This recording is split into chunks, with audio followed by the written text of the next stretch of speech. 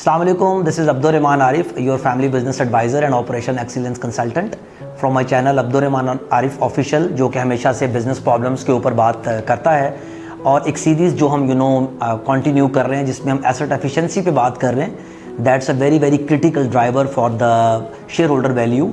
और आज हमारे पास जो टॉपिक है वो प्लांट प्रॉपर्टी एंड इक्विपमेंट्स की एफिशिएंसीज़ के ऊपर है कि आपके जो एसेट्स हैं उसमें एक बहुत बड़ा पार्ट आपका प्लांट प्रॉपर्टी एंड इक्विपमेंट्स का होता है। तो उनकी जो एफिशिएंसीज़ हैं उनको इम्प्रूव करने के लिए मैं मुख्तलिफ पैराओं में इसके ऊपर नौशन डालूंगा वन बाय वन करके। You guys can pick up few points out of it and start working in your organisation according to my discussion. तो हम स्टार्ट कर लेते हैं कि सबसे पहले तो हम कंसोलिडेशन की तरफ जाएँ। हमारे जो आईटी सिस्टम्स हैं, जो प्रोडक्शन सिस्टम्स हैं, प्रोडक्शन लाइंस हैं या हमारी सर्विसेज मैकेनिज्म्स बने हुए हैं कंपनी के अंदर, उसको हम कंसोलिडेट करें। एक कंसोलिडेशन फेज़ में लाके उसके ऊपर काम करना शुरू करें ताकि उसकी एफिशिएंसीज जो हैं वो इम्प्रूव हो सकें। इसके अलावा जो आप अपना जो कैपिटल आप अपनी इन्वेस्टमेंट्स कर रहे हैं उसको आप डेफर या उनकी टाइमिंग चेंज कर सकते हैं। डिपेंड्स अपॉन कि किस वक्त कौन सी इन्वेस्टमेंट हमें कैपिटल पे करनी चाहिए जो कि हमें ज़्यादा रिटर्न देगी। बहुत सारी ऑर्गेनाइजेशंस में हम जाते हैं तो रोज़ाना कंपनी में कैपिटल के फैसले हो रहे होते हैं, जबकि कंपनी की अपनी कैपेसिटी यूटिलाइजेशन 20-35% है, 20 से 30% है। अभी a few weeks back I was in a company जहाँ पे कंपनी की जो आप समझें कि जो कैपेसिटी यूटिलाइजेशन थी वो तकरीबन 30% है और एक 15 से 20 करोड़ रुपए का एक नया प्लांट ला के रखा हुआ है लगाने के लिए। तो मुझे बताइए, अगर मेरे पहले पड़े हुए एसेट्स प्रॉपरली यूटिलाइज नहीं हो रहे, उनकी कैपेसिटी यूटिलाइज नहीं हो रही, तो how can I bring more investments into the Capitals और मैं उनको स्टक करने जा रहा हूँ। इसी तरह जो आपके लो यूटिलाइजेशन वाले इक्विपमेंट्स हैं जो इस्तेमाल नहीं होते हैं उनको डाइवर्स करने की कोशिश करें ताकि वहाँ से आप कुछ कैश जनरेट कर सकें। और उसकी जब अपने आप प्रोडक्ट पोर्टफोलियो को थोड़ा सा कंसोलिडेट करेंगे तो आपके हो सकता है कि एक इक्विपमेंट जिसका वॉल्यूम बहुत कम है आपने वो कैरी करके रखा हुआ है। सिमिलरली आपके जो आईटी सिस्टम्स हैं जो लो यूटिलाइजेशन के अंदर इस्तेमाल नहीं हो रहे उनको भी डाइवर्स कर सकते हैं आप। देन आपके जो प्लांट मेंटेनेंस है उसकी इफेक्टिवनेस को इम्प्रूव करें, बिकॉज जो प्लांट का अप टाइम है वो जितना बेहतर होगा, जितने उसमें डाउन टाइम्स कम आएंगे, उसमें ब्रेक डाउन्स कम आएंगे, उतनी आपकी एफिशिएंसी बेहतर होएगी। And you know very well कि जब प्लांट रुकता है और चलता है या कोई भी चीज़ ऑन ऑफ होती है तो उसमें लॉसेज होते हैं, स्टार्टअप लॉसेज होते हैं, उसके क्लोजर लॉसेज होते हैं। तो बेहतर यह है कि उसको जितना अच्छा मेंटेन किया जाएगा उतनी आपके पास एफिशिएंसीज बेहतर होंगी। इसी तरह आईटी सिस्टम्स की मेंटेनेंस है उसको भी बेहतर कीजिए। एंड देन जो आपके मैन्युफैक्चरिंग मटेरियल्स हैं उसकी क्वालिटी कंसिस्टेंसी के ऊपर काम करें, because this will really help you to basically optimise the आपकी जो प्लांट्स के इक्विपमेंट्स हैं उनकी ऑप्टिमाइज वैल्यू तक जाने के लिए आपको इसकी बहुत ज़्यादा ज़रूरत पड़ती है। आईटी सिस्टम्स की बात हम बार बार इसलिए कर रहे हैं क्योंकि रिटेल वाला बिजनेस या होलसेल वाला बिजनेस जहाँ पे मैन्युफैक्चरिंग या कन्वर्जन नहीं हो रही होती वहाँ पे नॉर्मली सिस्टम्स ब्रेक डाउन आते हैं।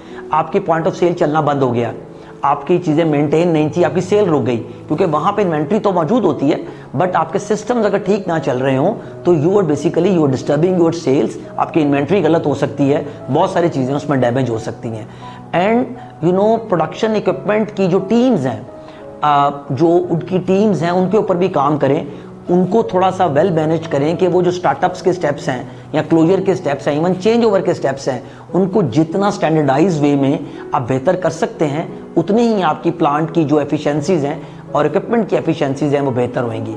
देन आपका जो डिज़ाइन एरिया ऑफ इक्विपमेंट है, जब भी आप कोई इक्विपमेंट लेके आते हैं अपनी कंपनी में तो डिज़ाइन पे प्लीज़ ज़रूर टाइम लगाइए, क्योंकि अगर आप कोई ऐसा लॉस जो डिज़ाइन में बिल्ड कर देंगे, आपने कोई लाइन लगाई जिसमें स्टीम की लाइन आपने थोड़ी अनडिज़ाइंड वे में लगा दी या कोई ऐसा लॉस बिल्ड कर दिया जो डिज़ाइन में चला गया, तो वो सारी ज़िंदगी प्लग इन रहेगा बिजनेस के अंदर। वो हर दफ़ा मल्टीप्लाई होगा आवर्स के साथ, हर दफ़ा डॉलर्स में कन्वर्ट होगा। तो आप उसको कोशिश करें कि उसको मैनेज करें और प्रिवेंटिव जो मेंटेनेंस सिस्टम्स हैं उसके ऊपर काम करने की कोशिश करें और अपने आप को एक्सपैंडेबल प्रोडक्शन और फ्लेक्सिबल प्रोडक्शन यूनिट्स लेके आएँ अपने पास, जिसमें आप थोड़ी सी चेंज करें तो आप एक नया SKU क्रिएट कर सकते हैं। चेंज ओवर मैनेजमेंट के लिए आप फ्लेक्सिबल मैन्युफैक्चरिंग की तरफ लेके जाएं चीज़ों को, इससे भी आपकी एफिशिएंसीज बढ़ेंगी। और then you can move to word इसमें इन सब चीज़ों के अंदर जैसे जैसे आप प्रोडक्शन इक्विपमेंट्स की बात कर रहे हैं वैसे वैसे आप अपने आईटी सिस्टम्स इंफ्रास्ट्रक्चर्स की बात भी साथ में कर रहे हैं। ताकि वो भी साथ साथ चीज़ें चलना शुरू हों। अच्छा, ऐसे बिजनेस फंक्शंस जो आपके इतने कोर नहीं है उसको आउटसोर्स करने की कोशिश करें, ताकि आपका जो फोकस है वो अपनी जो कोर वैल्यू एडिड प्रोडक्ट्स हैं उसके ऊपर रहे। इससे भी आपकी एफिशिएंसीज में अच्छा खासा इजाफा होएगा। एंड देन यू नो अपने प्रोडक्ट और सर्विसेज पोर्टफोलियो को रैशनलाइज भी कीजिए, बिकॉज अगर आप अनलिमिटेड प्रोडक्ट या सर्विसेज देने की कोशिश करेंगे तो अल्टीमेटली आप छोटे एसकेयूज, छोटे रन्स, छोटी चीज़ें सेल करेंगे जिसमें वॉल्यूम्स नहीं होंगे, and you can not gain the optimum value of the optimisation regarding the equipments. Then आप उसके जो फ्लेक्सिबल और एक्सपैंडेबल सिस्टम्स हैं उस पर थोड़ा ज़रूर गौर कीजिए। कोशिश करें कि आपकी जो वैल्यू एडिशंस हैं वो छोटी सी मॉडिफिकेशन के साथ उसी सिस्टम के अंदर आप प्रोडक्शन कर सकें, चीज़ें चेंज कर सकें। फॉर एग्जांपल रिटेल के अंदर आपके पास इंफ्रास्ट्रक्चर्स होता है, लेआउट्स होते हैं दुकानों के। इवन सिर्फ अगर आप उसको भी फ्लेक्सिबल रखेंगे तो you can change the layouts by doing little bit modifications. तो these are the few things which you can apply, and along with that you have to focus on your unutilized properties and the real estate। अगर आपके पास properties पड़ी हुई हैं जो unutilized हैं उनको आप यूज़ कर सकते हैं। अभी I have an example, there a company जिनसे मैं मिला, उन्होंने कहा जी कि हमारा तकरीबन एक very healthy amount they are available in the banks in order for to support the LCs. तो वी जस्ट एडवाइज देम कि अगर आप इसी की कोई प्रॉपर्टी बाय कर लें और वो प्रॉपर्टी प्लेज करा के अगर आप एलसीज ले लेंगे तो finally you will get the capital gain on the property, as well as आपकी जो एलसीज के प्रॉब्लम्स हैं, डीए के प्रॉब्लम्स हैं, वो भी सॉल्व हो सकते हैं। तो it's all about the utilisation of your assets in this way in order to make more profitable, in order to make more efficient. Keep connected in the coming videos ताकि आपके साथ further business problems को solve करने के ऊपर discussion की जा सके।